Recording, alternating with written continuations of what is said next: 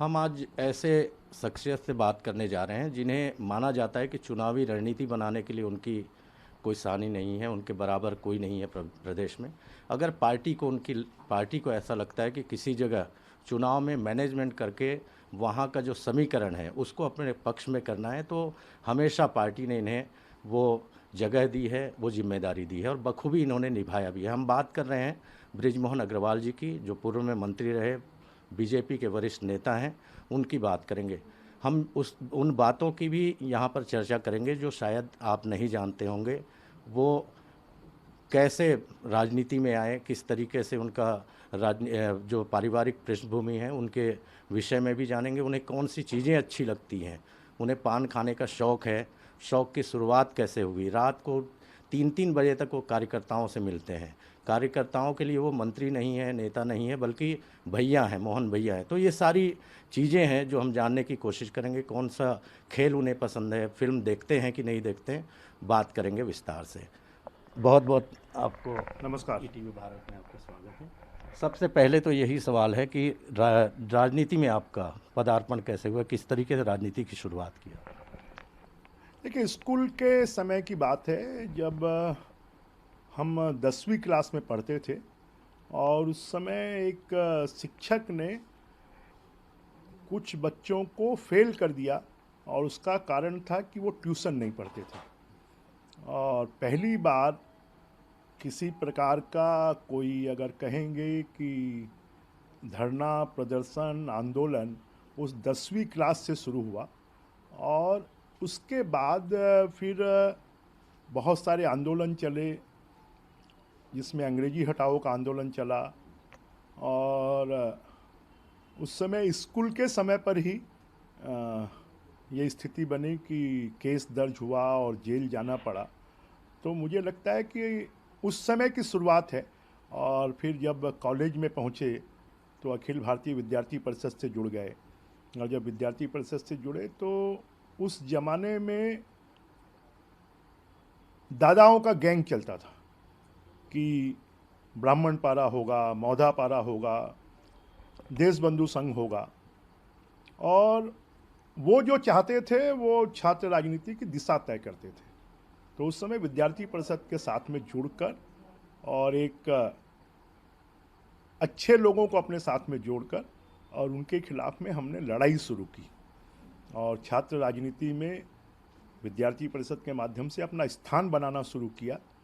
और वो एक स्थान था। और जब छात्र राजनीति में मुझे 2 बार कॉलेज का प्रेसिडेंट, एक बार दुर्गा कॉलेज का, एक बार भिलाई की कल्याण कॉलेज का प्रेसिडेंट बनने का मौका मिला। और उस समय क्योंकि कांग्रेस की सरकार होती थी तो विद्यार्थी परिषद के लोगों को ब्लैक लिस्ट में डाल दिया जाता था। तो उसके बाद कई बार तो एडमिशन, कॉलेज में एडमिशन लेने के लिए जबलपुर हाई कोर्ट जाकर एडमिशन लेना पड़ा।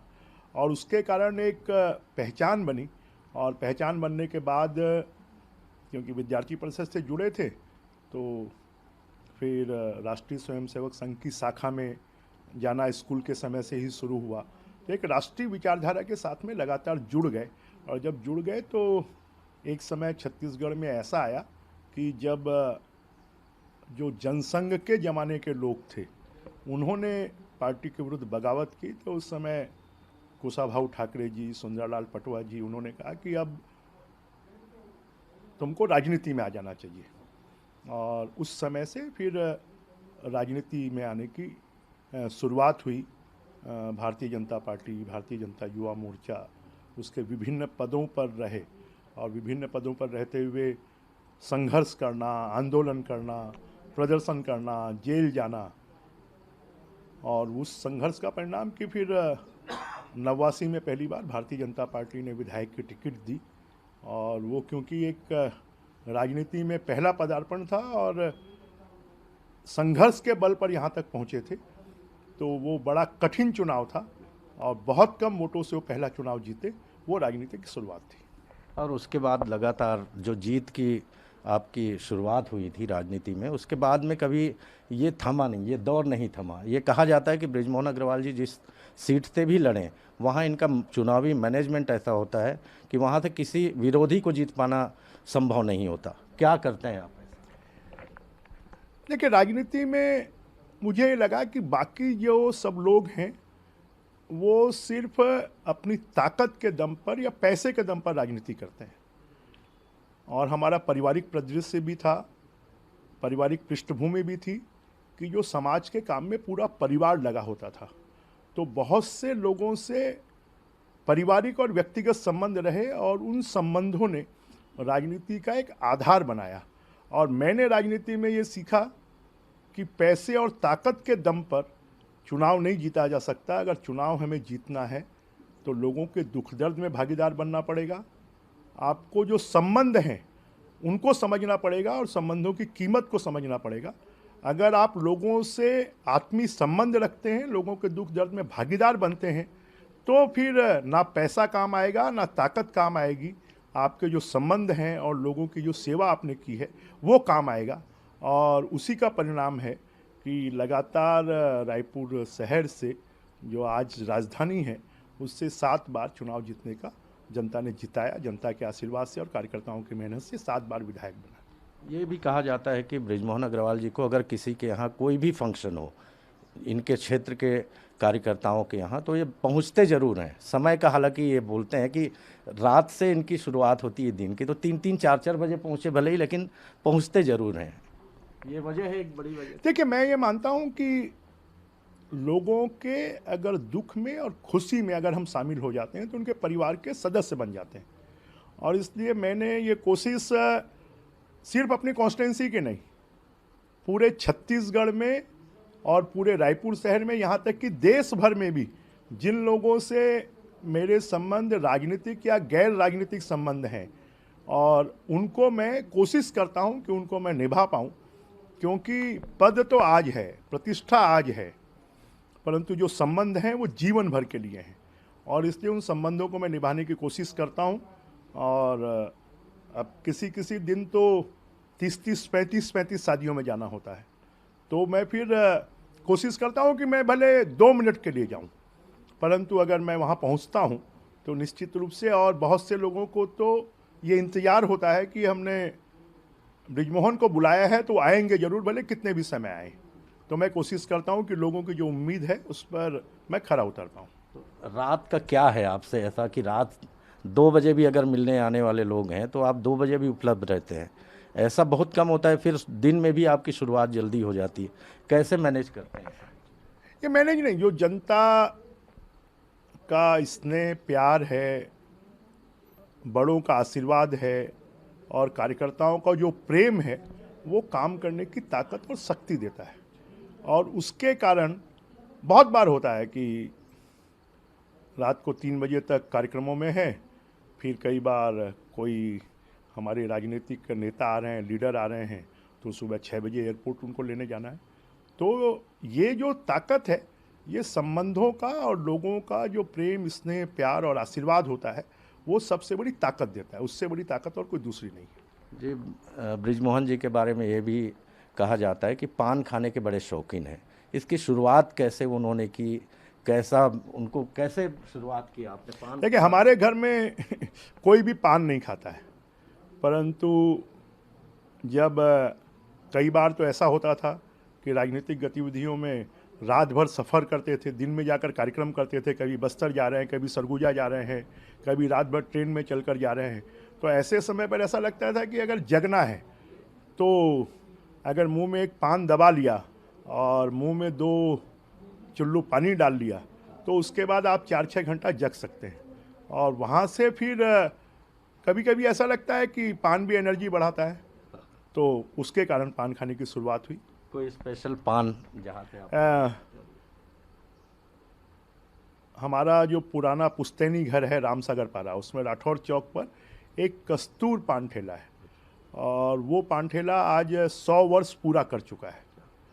तो उस पान ठेले से जो पान है, जब हम भोपाल में रहा करते थे तो वहाँ से भी पान जाते थे। तो पान कस्तूर पान ठेले का और दूसरा यहाँ पर बनारसी पान भंडार है, तो 2 स्थानों का पान मैं स्थायी रूप से खाता हूँ। और बाकी तो कार्यकर्ता जहाँ पर भी जब उनको मालूम पड़ा कि भैया को पान के शौकीन हैं, पसंद हैं, तो जगह जगह पर हर शहर में कोई ना कोई पान ठेला ऐसा बन गया है कि जहाँ पर, और कई बार जहाँ से हमारे कार्यकर्ता पान लाते हैं उन ठेलों पर जाकर मैं पान भी रुक कर खा लेता हूँ, तो उससे भी एक लोगों का प्रेम बढ़ता है। जी, ये आपकी सरलता जो है और सादगी जो है, ये भी आपको लगता है कि जब चुनाव होता है उस समय ज़्यादा जो तनाव रहता है दूसरे जो प्रत्याशी हैं उनको, उस तरीके का तनाव आप में नहीं दिखाई देता ये? नहीं, लोगों का जो प्रेम है, संबंध है, रिस्पॉन्स है, वो आपके तनाव को दूर कर देता है। तो एक ही अच्छी बात है कि 7 चुनाव लड़ने के बाद भी कभी कोई ऐसी स्थिति को फेस नहीं करना पड़ा कि लोग कभी दुर्व्यवहार करें, कभी नाराज़गी करें, तो ऐसी स्थिति नहीं हुई। तो वो जो लोगों का प्रेम है वो तनाव को दूर करता है। अब बात करेंगे किसी फिल्म की, अगर फिल्म से हालांकि बहुत ज़्यादा आपके पारिवारिक जो लोग हैं वो तो जुड़े हुए हैं, लेकिन आप बहुत ज़्यादा शायद वास्ता नहीं रखते कभी इस तरीके का, लेकिन फिर भी पुरानी फिल्मों की अगर बात करें तो कौन से अभिनेता की फिल्म है जिसे आप देखना पसंद करते थे कॉलेज के ज़माने में, स्कूल के ज़माने में, और कुछ यादें अगर हो उनसे जुड़ी हुई तो वो शेयर करें? देखिए, फिल्म का मुझे शुरू से कोई बहुत ज़्यादा शौक़ नहीं रहा, फिर भी पुराने गाने सुनने का शौक़ रहा है। अब जैसे राजेश खन्ना हैं या फिर देवानंद हैं, इनकी फिल्में, हेमा मालिनी हैं, तो इनकी फिल्में कभी जवानी के दिनों में, बचपन के दिनों में देखते रहे हैं। और ऐसे बहुत कम गाने हैं कि जिनको कभी गुनगुनाने का अवसर मिलता है। उनमें से कौन सा कोई याद अगर आ रहा होगा आपको? छोड़ दे सारी दुनिया किसी के लिए, ये मुनासिब नहीं हर आदमी के लिए, ये मुझे पसंद आता है। खेल की अगर हम बात करें कि खेल, क्योंकि आप कॉलेज में भी और यूनिवर्सिटी लेवल में भी और अलग अलग खेल गतिविधियों में अभी भी आप शामिल होते रहते हैं, अगर बात करें औपचारिक शामिल होने की बात, लेकिन आपकी रुचि की कौन से खेल में? देखिए, मेरी रुचि फुटबॉल में, कबड्डी में और बैडमिंटन में। बैडमिंटन तो अभी भी मैं गाहे बगाहे खेलता हूँ, तो जिनसे फिजिकल फिटनेस थोड़ी हो सकती है, ऐसे खेलों को मैं पसंद करता हूँ। तो आप वर्ल्ड कप वगैरह देखते हैं फुटबॉल का? अगर बहुत कम देखने का मौका नहीं, टीवी ही मैं बमुश्किल, मुझे लगता है कि सप्ताह में 1 आध घंटा देखता हूँ। और जब से सोशल मीडिया आ गया है, तब से तो सोशल मीडिया में सभी समाचार मिल जाते हैं, तो टीवी देखना और कम हो गया है।